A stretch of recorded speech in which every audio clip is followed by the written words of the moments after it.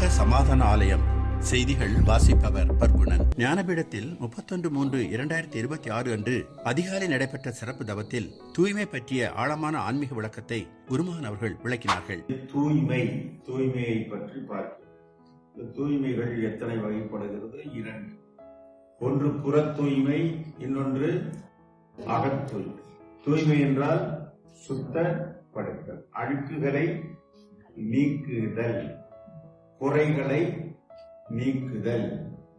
மேலும் எண்ணம், சொல், செயல் ஆகிய மூன்றிலும் உண்மையுடன் நிலைத்திருக்க வேண்டும் என்பதையும் அவர் வலியுறுத்தினார். மனதை ஒருநிலைப்படுத்த தியானமே சிறந்த வழி என்று கூறிய குருமகன் அவர்கள் ஆன்மீக வளர்ச்சிக்கான அடிப்படை நிலைகளையும் தெளிவாக எடுத்துரைத்தார். தொடர்ந்து மகாவீரர் ஜெயந்தியை முன்னிட்டு குருமகன் அவர்கள் மகாவீரரை பற்றி கூறும்போது, ஜைன மதத்தினுடைய கடைசி தீர்த்தங்கராக விளங்குபவர், புலன்களை எல்லாம் வென்றவர், அதனால் அவர் மகாவீரர் என்று அழைக்கப்படுகின்றார். மோட்ச நிலை அடைய அகிம்சை, சத்யா, அசேத்தியா, பிரம்மச்சாரியா, அபரிகிரகம் போன்ற 5 முக்கிய கோட்பாடுகளை ஜைனர்களுக்கு மகாவீரர் போதித்ததாகவும் அவர் எடுத்துக் கூறினார். இந்த நல்ல நாளில் அனைவரும் மகாவீரன் கோட்பாடுகளை பின்பற்றி அவர் அடைந்த நிர்வாண நிலை அடைய தவம் புரிய வேண்டும் என்று குருமகான் கேட்டுக்கொண்டார். பரமநிலையே உச்சிநிலை, அதுவே தன்னிலை. அப்படி தன்னிலையில் இருந்து நாள் முழுவதும் தமது கடமைகளை ஆற்ற குருமகான் அவர்கள் அருளாசி வழங்கினார்கள். ஸ்ரீ பரஞ்சோதி யோகா கல்லூரியிலும் மகாவீர் ஜெயந்தி சிறப்பாக கொண்டாடப்பட்டது.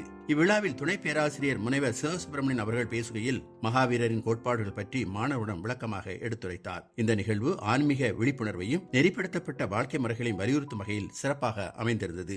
செய்திகள் நிறைவடைந்தது. சந்தோஷம்.